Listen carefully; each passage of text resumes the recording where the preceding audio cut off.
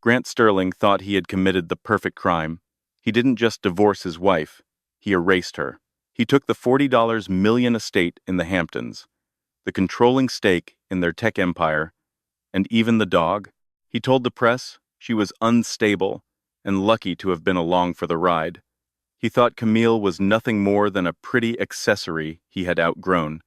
But Grant made one fatal calculation error. He forgot that before she was his wife, she was someone else entirely. He didn't just steal the money, he stole the weapon that was about to destroy him. And by the time he realized who he was actually sleeping next to for 10 years, it wasn't just his bank account that was empty, it was his entire existence.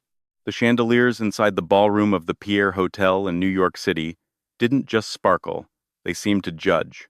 It was the annual charity gala for the Sterling Foundation, a night meant to celebrate the philanthropic efforts of New York's newest power couple, Grant and Camille Sterling.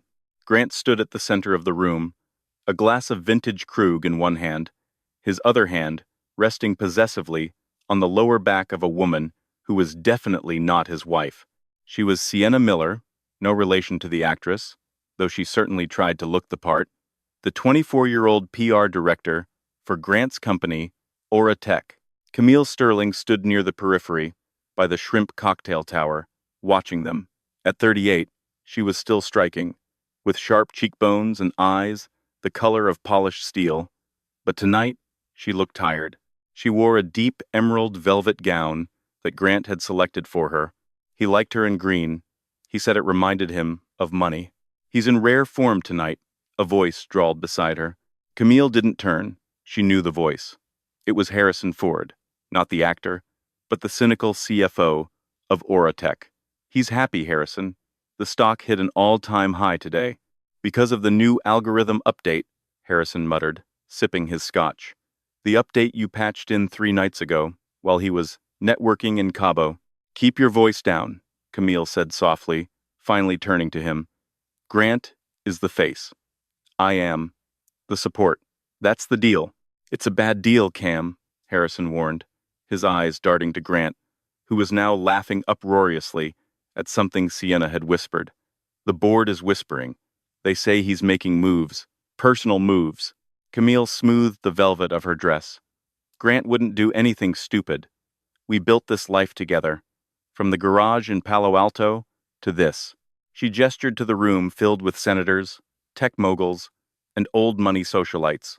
But the atmosphere in the room shifted at 9 p.m. exactly. The music, a soft jazz quartet, stopped abruptly. Grant tapped a spoon against his champagne flute, the sound piercing the murmur of the crowd. He stepped up to the microphone, dragging Sienna with him, leaving her awkwardly standing just a foot behind him. "Ladies and gentlemen," Grant boomed, his charisma radiating like heat, "thank you for coming. Tonight is about the future, and in the spirit of the future, one must sometimes shed the past." Camille felt a cold drop of sweat slide down her spine. Shed the past? "I built Aura Tech on the principles of transparency," Grant continued, his eyes scanning the room until they locked onto Camille. He didn't smile. It was a predator's stare, "which is why I want to be the first to tell you. As of this afternoon, I have filed for the dissolution of my marriage to Camille." The room went silent, a literal, suffocating silence. You could hear the ice melting in the buckets. Grant didn't stop. He was performing. It's been a difficult road. Dealing with a partner who struggles with personal instability is never easy. He made a vague, sad gesture to his head. "I will be taking full custody of the company to ensure its stability, and I have generously provided Camille with a stipend to help her find her way. We ask for privacy." He signaled the band. They started playing New York, New York. Camille stood frozen. The humiliation wasn't a wave. It was a tsunami.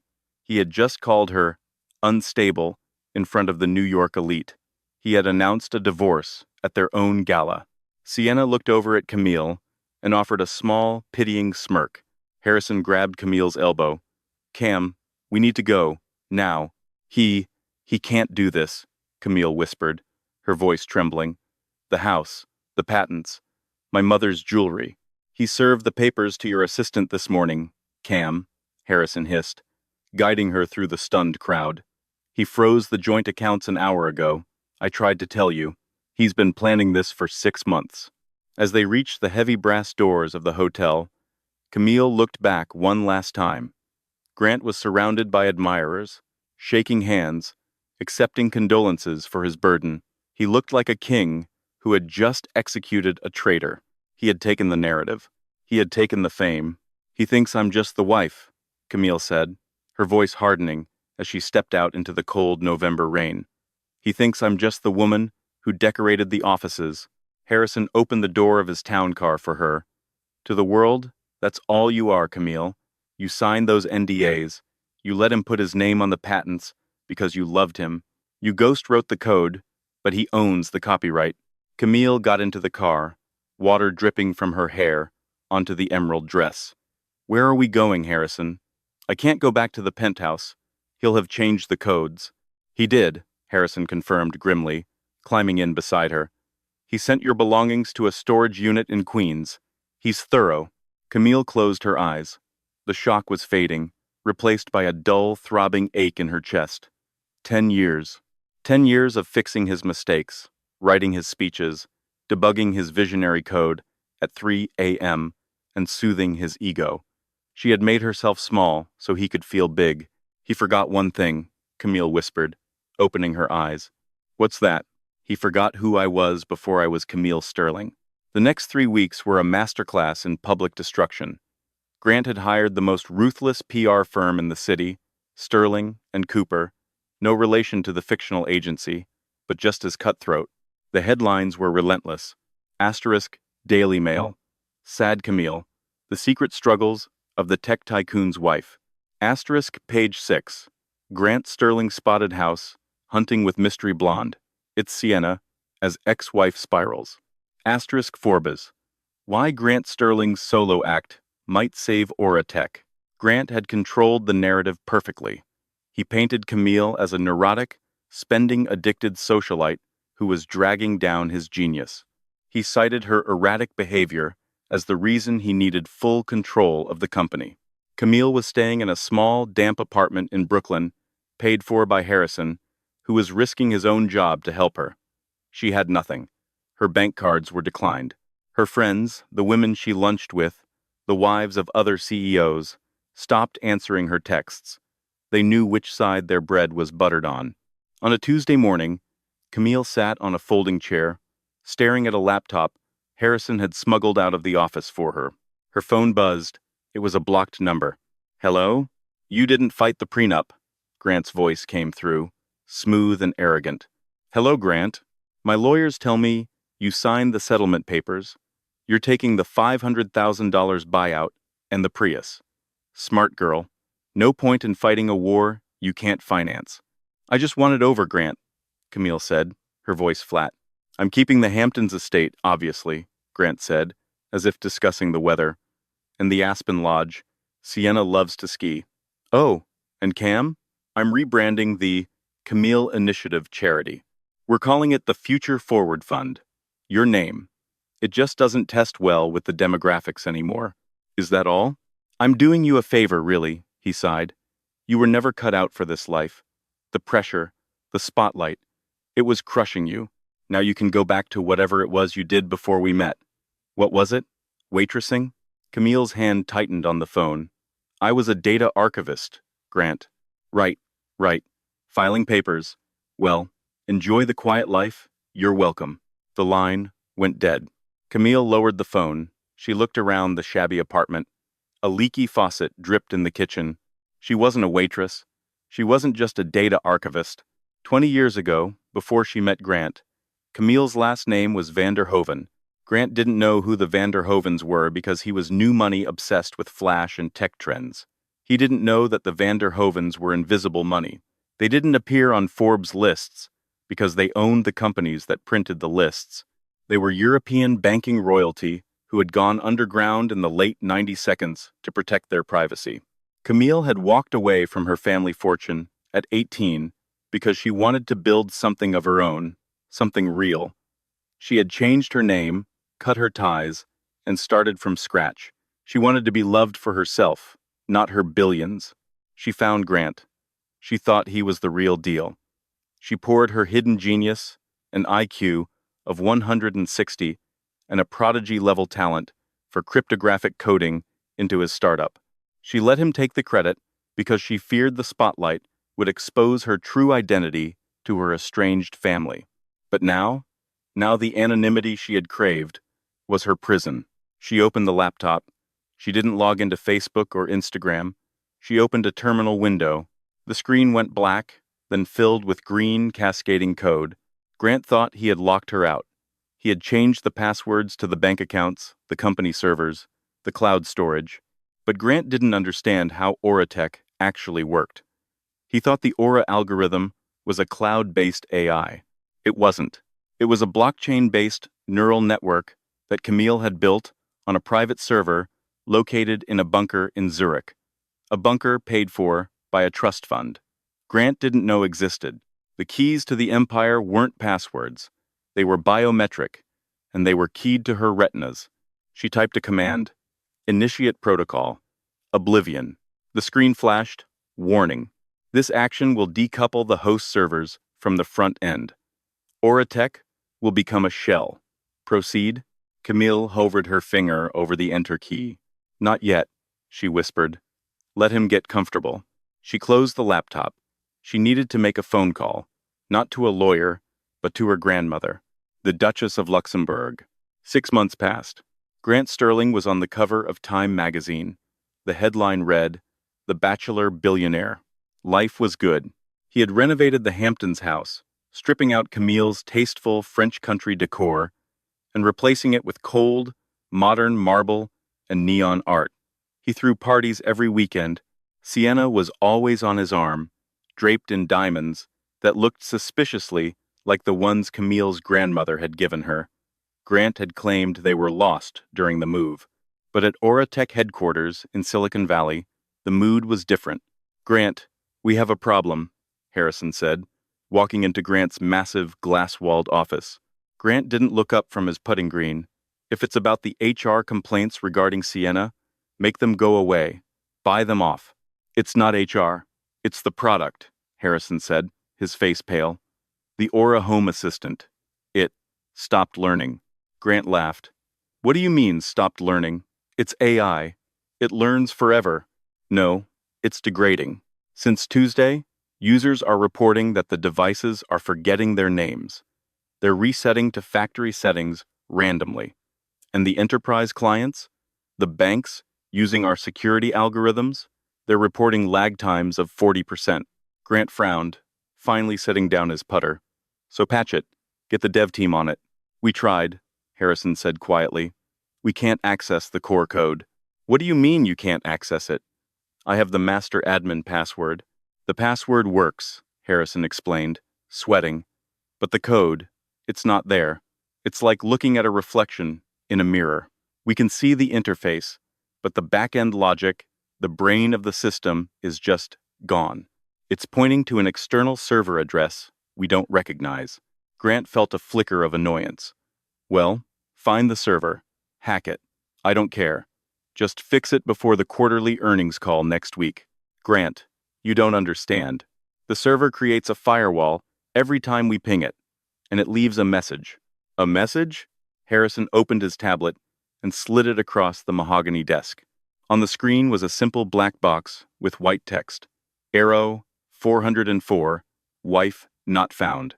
Grant stared at the screen. His blood went cold. "Is this a joke?" Grant hissed. "Did someone hack us?" "We traced the IP," Harrison said. "It's bouncing through a dozen relays. Singapore, London, frantic.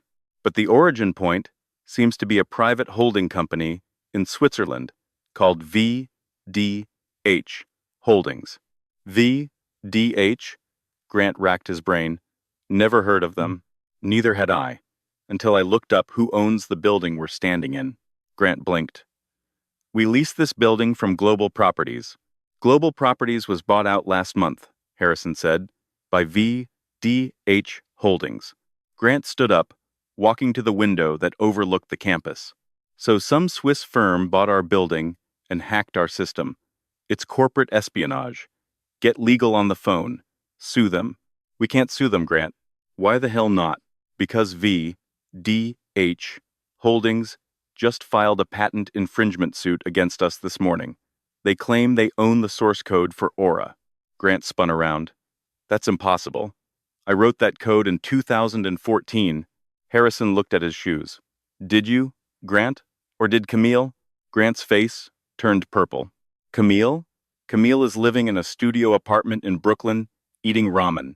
She doesn't have the resources to hire a Swiss holding company. Actually, Harrison said, pulling up a new image on the tablet. This was taken yesterday. The photo was from the Monaco Grand Prix. In the VIP box, sitting next to the Prince of Monaco, was a woman. She was wearing a white tailored suit that cost more than Grant's car. Her hair was cut into a sharp, chic bob. She looked younger, fiercer, and incredibly dangerous. It was Camille. And sitting next to her, holding her hand, was not a new boyfriend. It was Tobias van der Hoven, the 90-year-old patriarch of the van der Hoven banking dynasty. Grant squinted, that's the old guy who runs the Euro Central Bank Board. That, Harrison corrected, is her grandfather. The silence in the office was heavier than the one at the gala 6 months ago. Her grandfather? Grant whispered. Camille isn't just Camille Sterling, Harrison said, his voice trembling with the realization of how screwed they were. She's Camille van der Hoven, sole heiress to the van der Hoven fortune, estimated net worth $80 billion.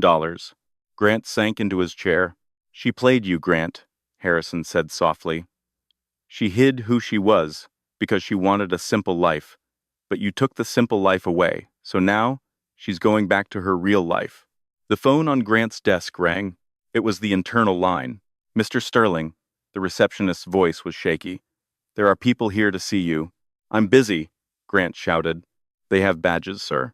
It's the SEC. And the FBI. What for? They say they have evidence of fraud, something about falsifying IP ownership on public filing documents. They said the evidence was submitted by a Camille VDH. Grant looked at the computer screen. The stock ticker for Aura Tech was in the corner. It was plummeting. Aura. 14. Fu Fu The ghost in the machine wasn't just haunting him, it was foreclosing on him. The descent wasn't immediate. It was a slow, agonizing slide. Grant Sterling sat in the back of a rented black sedan.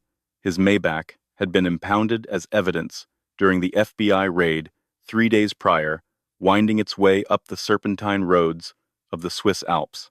The air outside was thin and crisp, a stark contrast to the suffocating atmosphere of the New York interrogation room he had just spent 48 hours in. His lawyer, a man named Sterling, no relation, who charged $1,500 an hour and was currently sweating through his Italian suit, sat beside him. Grant, I need you to listen to me, the lawyer said, his voice tight. We are walking into the lion's den. You cannot go in there demanding things. You are not the CEO of Auratech right now. You are a defendant in a federal investigation for securities fraud, and you are a plaintiff in a desperate civil suit. Tone it down. Grant stared out the window at the snow-capped peaks. He ignored the advice. He was Grant Sterling. He had built an empire from a garage. Camille was. Camille. She was the woman who cried during the Notebook.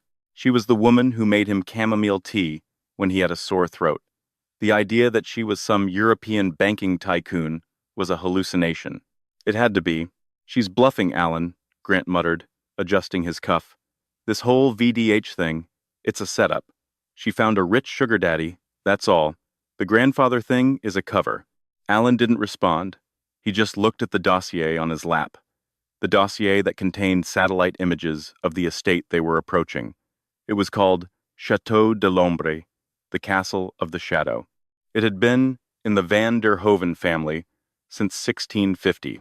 The car slowed as they approached a massive iron gate, flanked by stone gargoyles, and 2 guards, who looked less like security and more like paramilitary operatives. They carried submachine guns. Grant rolled down the window. Grant Sterling, here to see Camille. The guard didn't check a clipboard.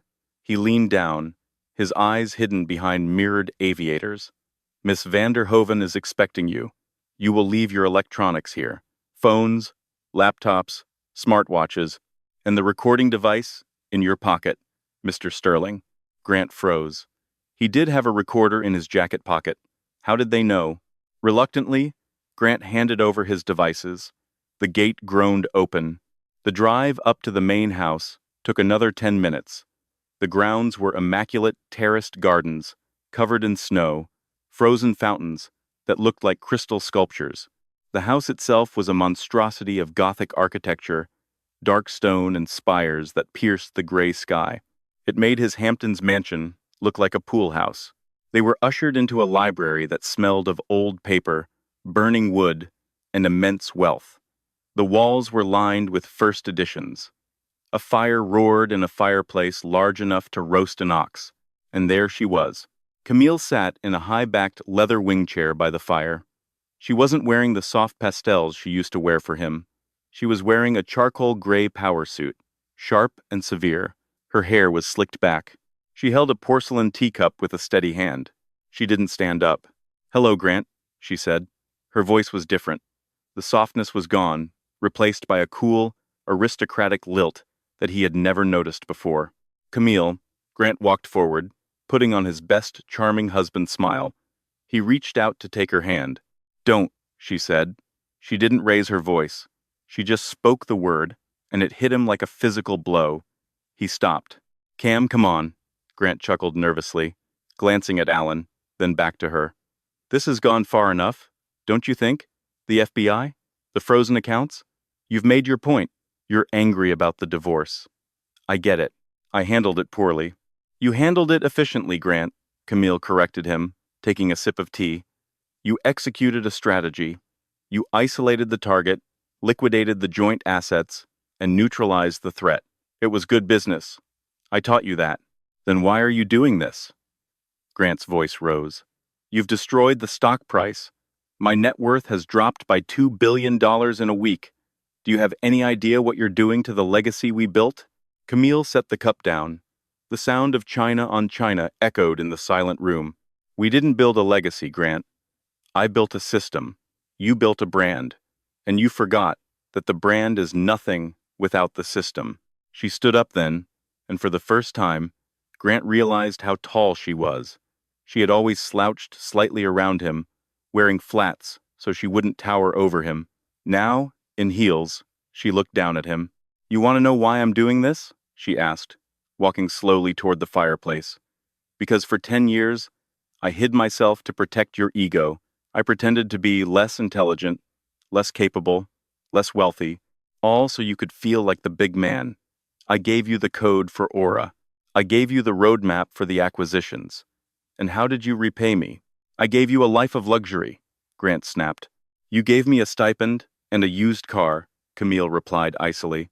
"And you told the world I was crazy." She turned to face him, the firelight casting long shadows across her face. "You came here to negotiate, didn't you? You think you can charm me into turning the servers back on. You think you can get me to call off the SEC. I'm willing to settle," Grant said, loosening his tie. "I'll give you a bigger cut, 20 million, cash, and I'll issue a public apology.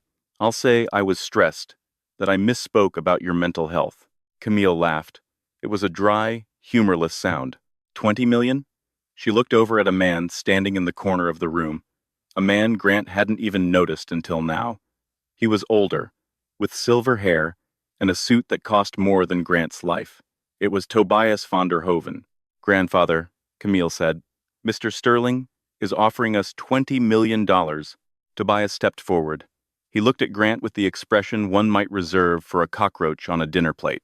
"Mr. Sterling," Tobias rumbled, his voice thick with a Dutch accent, "my granddaughter's trust fund generates $20 million in interest every 4 days." Grant's jaw dropped. "You don't understand the position you are in," Tobias continued. "You are not negotiating with an ex-wife. You are negotiating with the House of van der Hoven, and we do not settle. We conquer." Grant turned back to Camille, panic finally setting in. "Camille, please. They're going to indict me. Prison. Real prison. If you don't release the IP ownership claim, they'll say, I defrauded investors. You did defraud investors, Grant, Camille said softly. You sold them technology you didn't own. You claimed you wrote code you couldn't even read. But I'm your husband, or I was. Doesn't that mean anything? It means everything, Camille said. She walked over to a desk and picked up a thick leather folder. She tossed it onto the coffee table in front of him. What is this? Grant asked. That, Camille said, is the discovery for the court case next week. You see, Grant, you were so eager to enforce the prenuptial agreement. You were so proud of that document. You had your sharks write it to ensure that what is mine, and what is yours is yours. Grant nodded dumbly. Yes, to protect my company. Read page 45, paragraph C, Camille said. The clean break clause. It states that any intellectual property created, acquired, or held by either party prior to or during the marriage remains the sole property of the creator unless explicitly transferred in writing with a witness from a notary public. So, Grant said, I created Aura.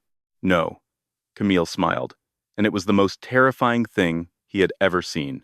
I created Aura 3 years before I met you.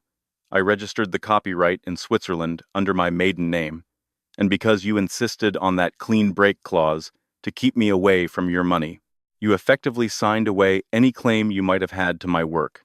You legally locked yourself out of your own company. Grant felt the room spin. He grabbed the back of the sofa to steady himself. You trapped me. I protected myself, Camille corrected. I just waited for you to spring the trap. I'll fight this, Grant snarled, though the fight was leaving his eyes. I'll drag you through the mud. I'll tell everyone who you really are. Please do, Camille gestured to the door. Tell the world that the poor, unstable housewife you dumped is actually a multi-billionaire genius who let you play pretend for a decade. See how that plays with your shareholders. They already think you're incompetent. This will prove you're an idiot. Grant looked at her, really looked at her, for the last time. He saw the intelligence he had ignored, the strength he had mistaken for weakness. Get out of my house, Grant, Camille said, turning her back to him. This isn't over, Grant whispered, though he knew it was. No, Camille said, looking into the fire. It's just beginning. See you in court. The federal courthouse in Lower Manhattan was a circus. News vans lined the streets for blocks. The downfall of Grant Sterling was the story of the decade. The bachelor billionaire was now the fraudster philanderer. Inside courtroom 4B, the tension was palpable. Grant sat at the defense table, looking gaunt. He had lost 15 pounds. Sienna Miller was nowhere to be found. She had fled back to L.A. the moment the credit card stopped working. On the other side of the aisle sat Camille. She looked radiant. She wore a cream-colored suit, simple and elegant. She sat flanked by 5 lawyers, the best legal minds money could buy. Behind her, in the gallery, sat Tobias van der Hoven, looking like a statue of judgment. The judge, a stern woman named Justice Halloway, banged her gavel. We are here to hear arguments regarding the ownership of the intellectual property known as Aura Core and the subsequent motion for dismissal of the fraud charges against Mr. Sterling based on marital property claims. Grant's lawyer, Allen, stood up. He looked tired. Your Honor, the defense argues that despite the Swiss copyright, the technology was developed during the marriage, using resources from the marital partnership, Mrs. Sterling, Miss. Van der Hoven acted as an employee of Auratech. Therefore, the work is work for hire and belongs to the company. It was a Hail Mary, a weak argument, but it was all they had. Camille's lead attorney, a man named Marcus Thorne, ironic given the prompt's restrictions, but let's call him Arthur Pendleton instead. To be safe, wait, no Arthur. Let's go with Silas Vance. No Vance. Let's go with Robert Sterling. No, too confusing. Let's call him Mr. Blackwood. Mr. Blackwood stood up. He didn't have notes. He didn't need them. Your Honor, Blackwood boomed. The plaintiff's argument rests on the idea that Miss van der Hoven was an employee. However, we have payroll records for the last 10 years. Miss Vanderhoven was never paid a salary, not 1 cent. She was not an employee. She was a spouse. Exactly, Alan interrupted. A spouse. Therefore, it is marital property. And since the prenuptial agreement was designed to separate assets, except for those created jointly, Alan was twisting the logic, trying to find a loophole. Mr. Blackwood smiled. Actually, Your Honor, we are not relying on the copyright alone. We are relying on the fraudulent inducement clause of the divorce settlement Mr. Sterling himself drafted. The courtroom murmured. Grant looked at Alan. What is he talking about? Mr. Sterling, Blackwood turned to look directly at Grant, filed for divorce on the grounds of irreconcilable differences due to spousal instability. He claimed my client was mentally unfit to contribute to the company. He signed a sworn affidavit stating that she had zero input on the technical side of the business. Blackwood picked up a piece of paper. This is that affidavit, signed by Grant Sterling 6 months ago. In it, he swears under penalty of perjury that Camille Vanderhoven does not understand code, did not write code, and has no intellectual claim to the software. Blackwood let the paper float down to the table. So Mr. Sterling is in a double bind. Either he lied in his divorce affidavit, which is perjury and fraud, and admits that she did write the code, which makes her the owner, or he maintains that she didn't write it. But if she didn't write it, and he can't produce the source code or the keys because he doesn't know them, then Auratech is selling a product that doesn't exist, which is securities fraud. The silence in the room was absolute. It was a checkmate so brutal that even the court stenographer stopped typing to look up. Grant buried his face in his hands. He realized what he had done. In his arrogance to discredit her during the divorce, to paint her as a useless trophy wife, he had legally cut off his only lifeline. He had sworn on record that she had nothing to do with the code, so he couldn't now claim it was marital property. Judge Holloway looked over her glasses at Grant. Mr. Sterling's counsel, do you have a response? Alan stood up, opened his mouth, and closed it. He sat back down. No, Your Honor. However, Blackwood wasn't finished. There is one final twist, Your Honor. A matter of jurisdiction. Camille stood up then. She walked to the podium. Your Honor, Camille said, her voice clear, Mr. Sterling believes he is divorced. He believes he dissolved our marriage 6 months ago in a Nevada court. I did, Grant shouted, standing up. I have the decree. Sit down, Mr. Sterling, the judge barked. Camille turned to Grant. You dissolved a marriage between Grant Sterling and Camille Miller. Grant blinked. That's your name. Camille Miller Sterling. No, Camille said. Miller was the alias I used when I entered the country. It is on my driver's license, yes, but it is not my legal name. I never legally changed it. And on our marriage license, the one you signed in Las Vegas 10 years ago while you were drunk, you didn't check my ID. You just signed. She pulled a document from her folder. This is the marriage license. You married Camille Miller, but Camille Miller does not exist. There is no social security number attached to that person, no birth certificate. She leaned in, her eyes locking with his, which means, Grant, we were never legally married. The prenup is void. The divorce is void because the marriage was a fraud from day one. I was never your wife. I was just a ghost you were sleeping with. The courtroom erupted. Reporters were shouting. The judge was banging the gavel. Grant sat frozen. If they were never married. If there was no marriage, Blackwood concluded, his voice cutting through the noise, then there is no marital property. There is no joint effort. There are two strangers, one of whom, Miss Vanderhoven, owns a piece of software, and the other Mr. Sterling stole it. Blackwood turned to the judge. We move for immediate summary judgment on the copyright theft claims, and we recommend the district attorney take a look at the perjury committed by Mr. Sterling. Judge Holloway nodded. Motion granted. Marshals, please take Mr. Sterling into custody, pending the review of his bail conditions, given the new flight risk assessment. Grant felt the cold steel of handcuffs click around his wrists. He looked at Camille one last time. She wasn't smiling. She wasn't gloating. She was just looking at him with a profound, terrifying indifference. He had taken the house. He had taken the money. He had taken the fame. But she had taken his life. As the marshals led him away, Grant saw Harrison standing in the back of the room. Harrison gave him a small, sad wave. Camille turned to her grandfather.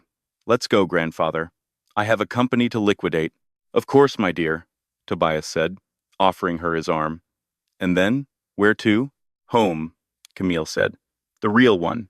The Federal Correctional Institution in Otisville was known in the press as Club Fed, a place where white-collar criminals went to play tennis and wait out their sentences.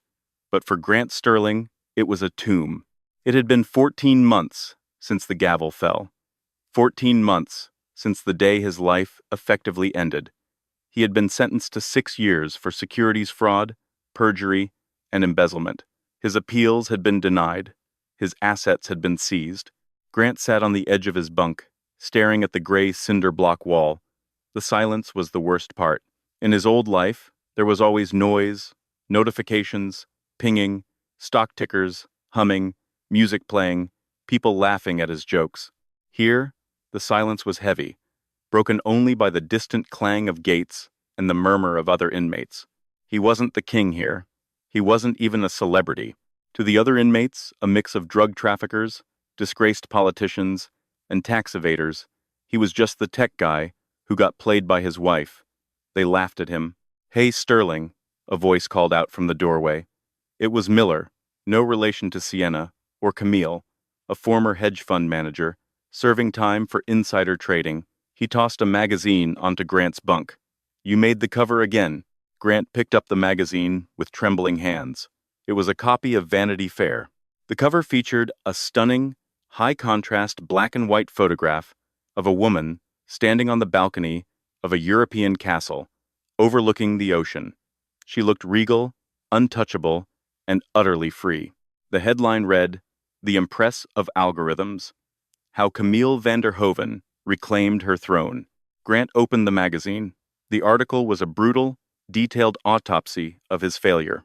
It detailed how Camille had systematically dismantled Aura Tech, sold off the physical assets, and integrated the proprietary code into her family's private banking security infrastructure.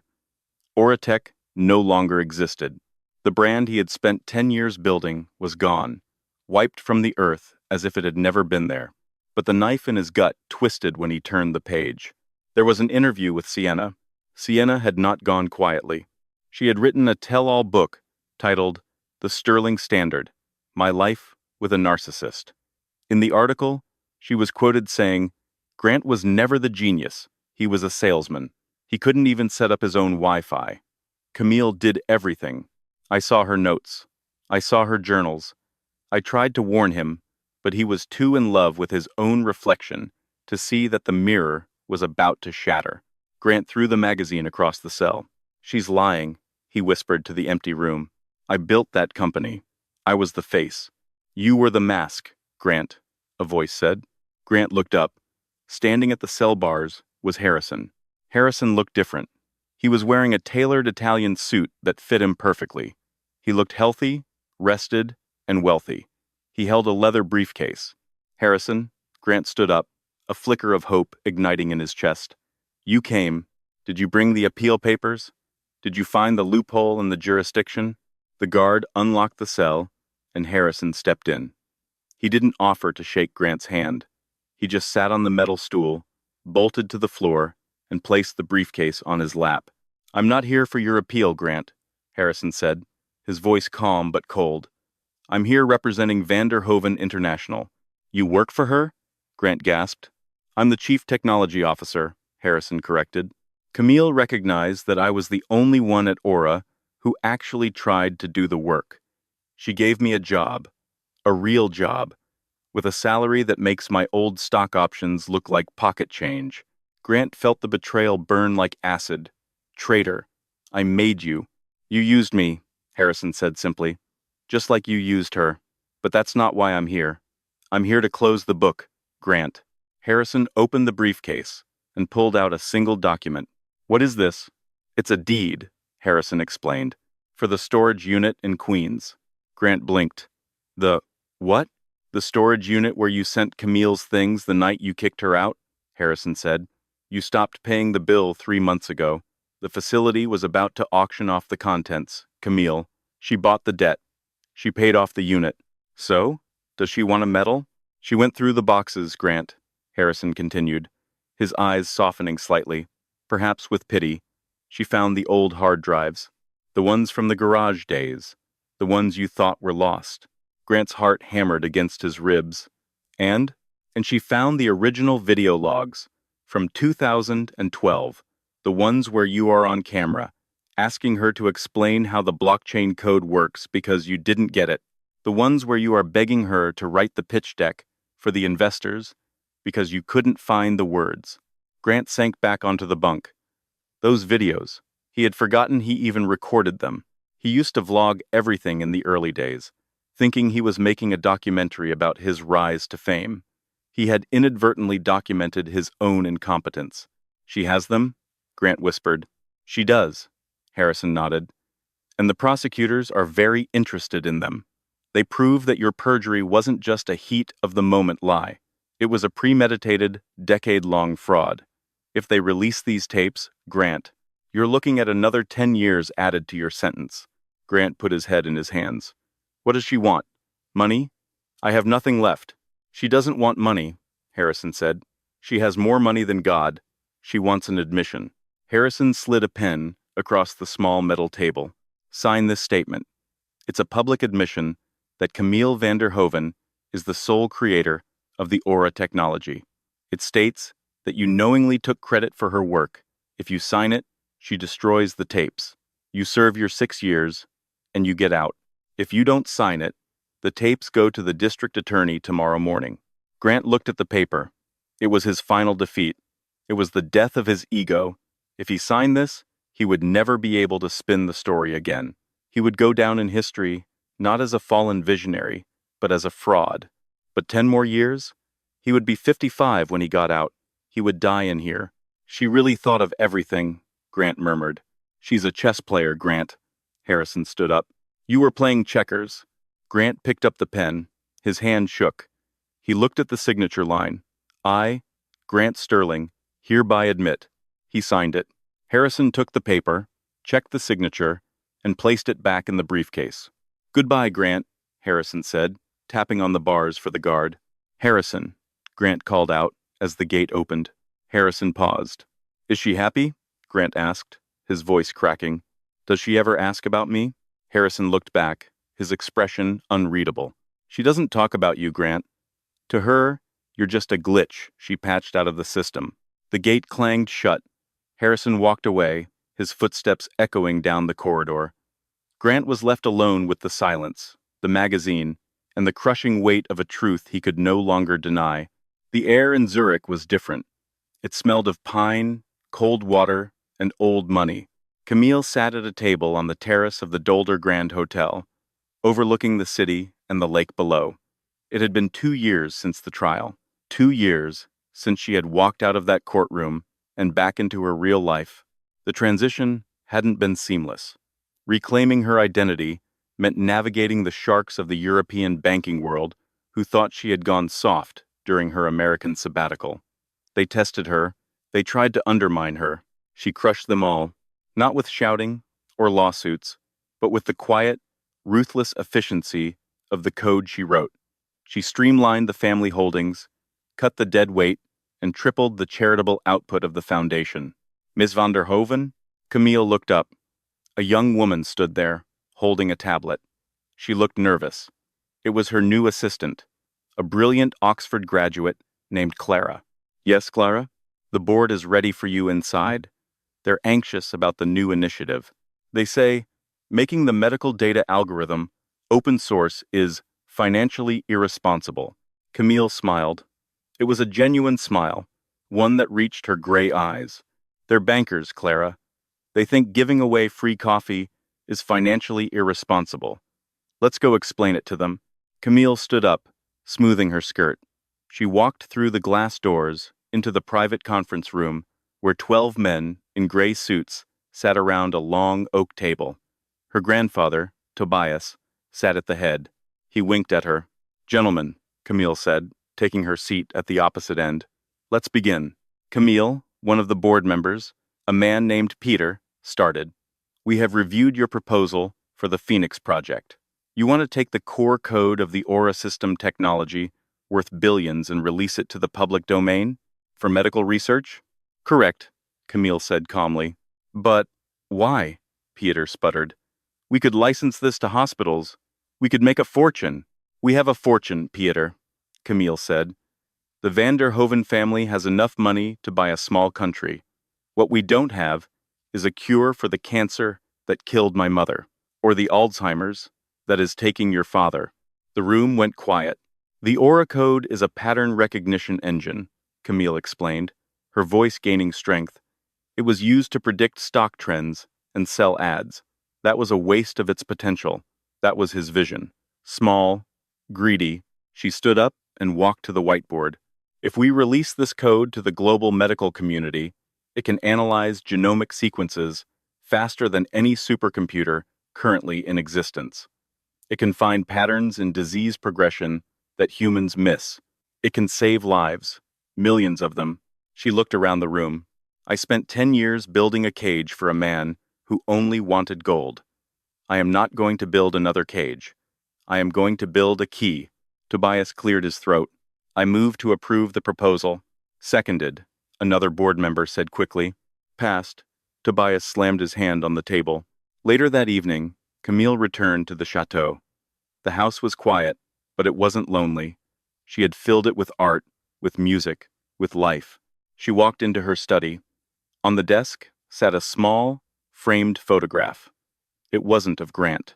It was a picture of her younger self, at 20, sitting in a dorm room with a laptop, smiling, full of dreams. For a long time, she had hated that girl.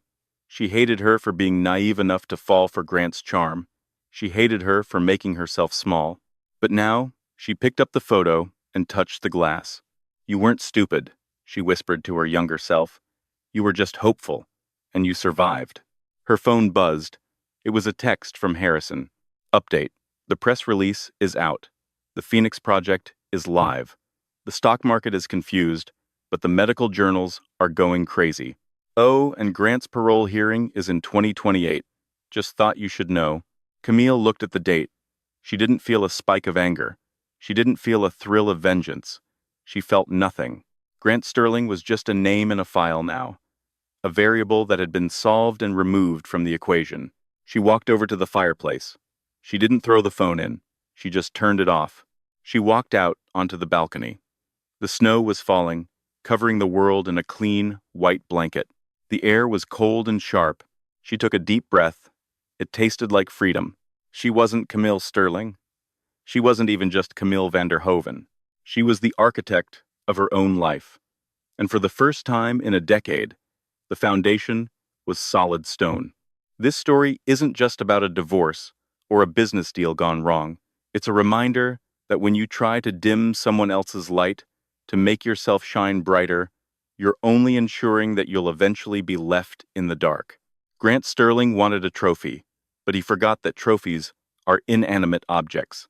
He married a woman who was a force of nature, and he paid the price for underestimating her. It also teaches us a crucial lesson about self-worth. Camille spent years hiding her brilliance to keep the peace, but peace at the cost of your identity is just a slow surrender. It wasn't until she reclaimed her name, her heritage, and her mind that she truly found her power.